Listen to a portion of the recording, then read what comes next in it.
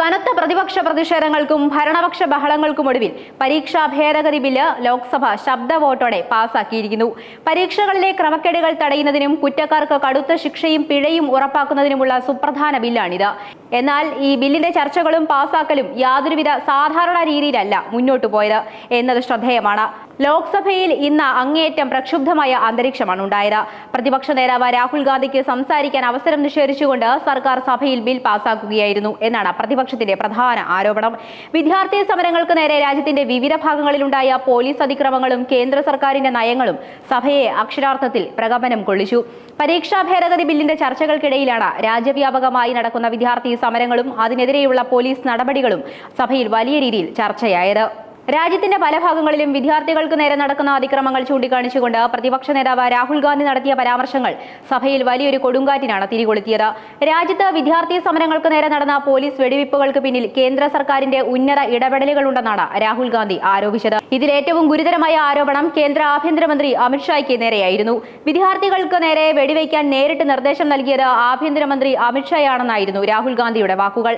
ഈ പ്രസ്താവന പുറത്തുവന്ന ഉടൻ തന്നെ ഭരണപക്ഷം കടുത്ത പ്രതിഷേധവുമായി സീറ്റുകളിൽ എഴുന്നേറ്റു.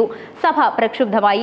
രാഹുൽ ഗാന്ധി പറഞ്ഞത് തികഞ്ഞ നുണയാണെന്നും യാതൊരു അടിസ്ഥാനവുമില്ലാത്ത ഈ ഗുരുതരമായ ആരോപണം അദ്ദേഹം ഉടനടി പിൻവലിക്കണമെന്നും പാർലമെന്ററി കാര്യമന്ത്രി കിരൺ റിജിജു ആവശ്യപ്പെട്ടു. എന്നാൽ രാഹുൽ ഗാന്ധി തന്റെ നിലപാടിൽ ഉറച്ചു നിൽക്കുകയാണ് ഉണ്ടായത്. പ്രധാനമന്ത്രി നരേന്ദ്രമോദിയോ അല്ലെങ്കിൽ ആഭ്യന്തരമന്ത്രി അമിത്ഷായോ നേരിട്ട് നിർദ്ദേശം നൽകാതെ രാജ്യത്ത് പോലീസുകാർ വിദ്യാർത്ഥികൾക്കു നേരെ വെടിയുതിർക്കില്ലെന്ന് രാഹുൽ ഗാന്ധി ശക്തമായി വാദിച്ചു. ഇതോടെ ഭരണപക്ഷവും പ്രതിപക്ഷവും തമ്മിൽ ലോക്സഭയിൽ വലിയ തോതിലുള്ള വാക്പോരാണ് നടന്നത്.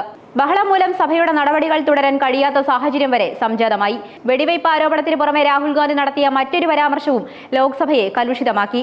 രാജ്യത്തെ വിദ്യാർത്ഥി സമരങ്ങളിൽ പങ്കെടുത്ത ഒരു പെൺകുട്ടിയുമായി താൻ നടത്തിയ സംഭാഷണത്തെക്കുറിച്ചുള്ള രാഹുലിന്റെ വിവരണമാണ് സഭയിൽ ഭരണപക്ഷത്തിന്റെ കടുത്ത എതിർപ്പിന് കാരണമായത്.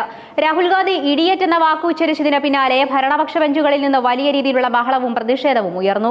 ഭരണപക്ഷ ബെഞ്ചുകളിൽ നിന്ന് ശക്തമായ എതിർപ്പും മുദ്രാവാക്യങ്ങളും ഉയർന്നതോടെ സ്പീക്കർ ഇടപെടാൻ നിർബന്ധിതരായി. ലോക്സഭയ്ക്കുള്ളിലാണ് സംസാരിക്കുന്നതെന്ന ബോധം വേണമെന്നും സഭയ്ക്ക് യോജിക്കാത്ത രീതിയിലുള്ള ഭാഷ പ്രയോഗിക്കരുതെന്നും സ്പീക്കർ രാഹുൽ ഗാന്ധിയെ താക്കീത് ചെയ്തു.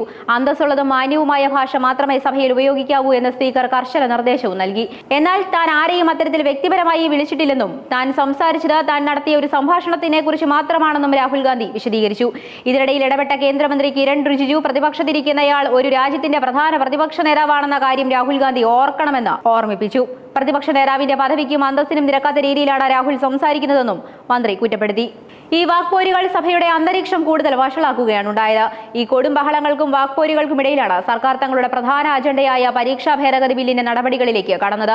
പ്രതിപക്ഷ നേതാവ് രാഹുൽ ഗാന്ധിക്ക് തന്റെ പ്രസംഗം പൂർത്തീകരിക്കാനുള്ള അവസരം പോലും പൂർണ്ണമായും നൽകാതെയാണ് ബില്ല് പാസാക്കാനുള്ള നടപടികൾ സ്പീക്കറുടെ നേതൃത്വത്തിൽ പൂർത്തിയാക്കിയത്. തങ്ങളുടെ നേതാവിനെ സംസാരിക്കാൻ അനുവദിക്കാത്തതിലും ജനാധിപത്യ മര്യാദകൾ ലംഘിച്ച് ബിൽ തിരക്കിട്ട് പാസാക്കിയതിലും പ്രതിപക്ഷ ബെഞ്ചുകൾ കടുത്ത പ്രതിഷേധം ഉയർത്തി. നടുത്തളത്തിലിറങ്ങി പ്രതിപക്ഷ അംഗങ്ങൾ മുദ്രാവാക്യവും വിളിച്ചു. എങ്കിലും പ്രതിപക്ഷത്തിന്റെ കടുത്ത ബഹളങ്ങളെയും പ്രതിഷേധങ്ങളെയും വകവയ്ക്കാതെ ശബ്ദ വോട്ടോടെ പരീക്ഷാ ഭേദഗതി ബില്ല് ലോക്സഭ പാസാക്കുകയായിരുന്നു.